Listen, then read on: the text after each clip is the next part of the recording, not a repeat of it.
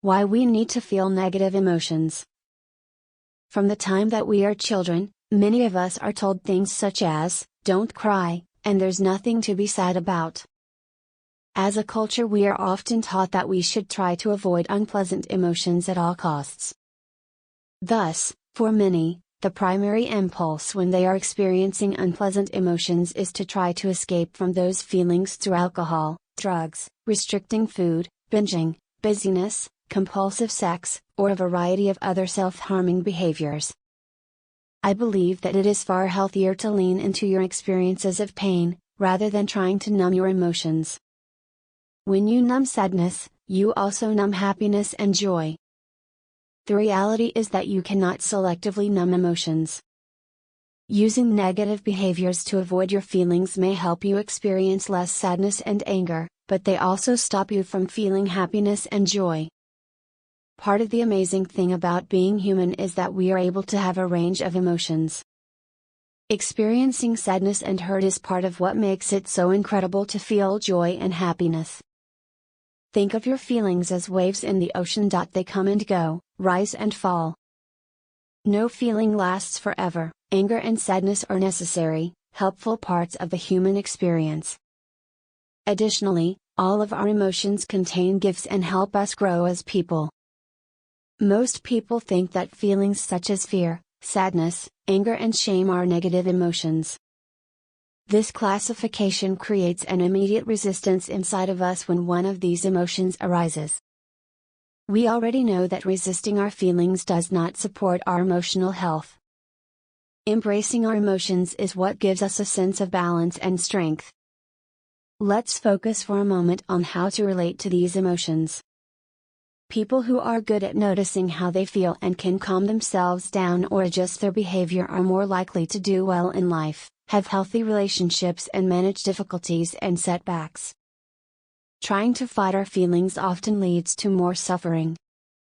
Using negative behaviors to try to numb our feelings is akin to putting a band-aid on a gaping wound. They might make you feel better temporarily, but these behaviors do not fix the underlying problem. Further, using negative coping strategies to numb emotions causes people to feel even worse in the long term. Rather than trying to suppress your feelings, work to be a mindful observer of them. Notice the emotions that you experience and where you feel them in your body. Then, try to cultivate a curious and non-judgmental stance.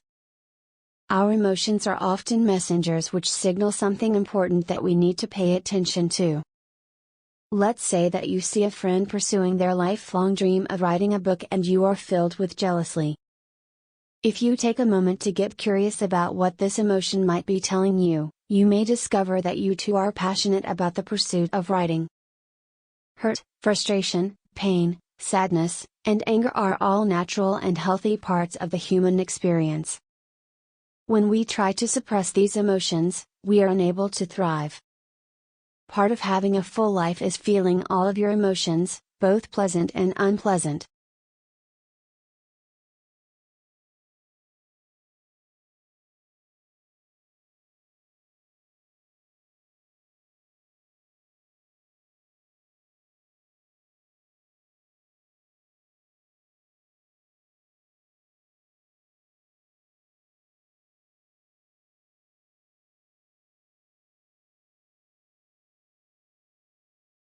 Feelings are powerful and can become overwhelming at times. For example, have you ever felt so angry that you said things you didn't mean to someone you love? Then once you calm down, you realize that your emotions got the better.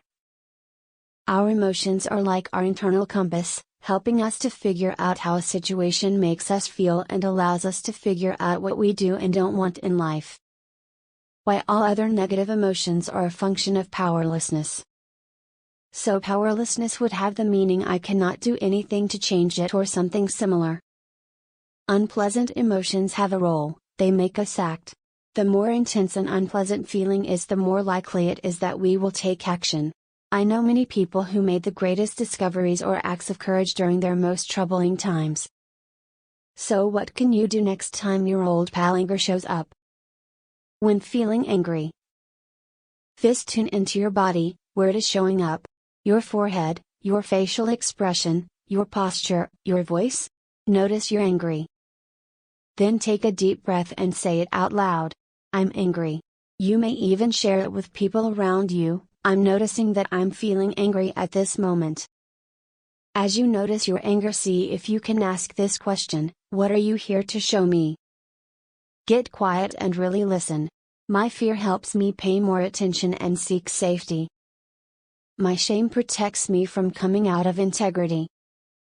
They might not be my favorite feelings, but they are incredibly important, necessary, and valuable to my life.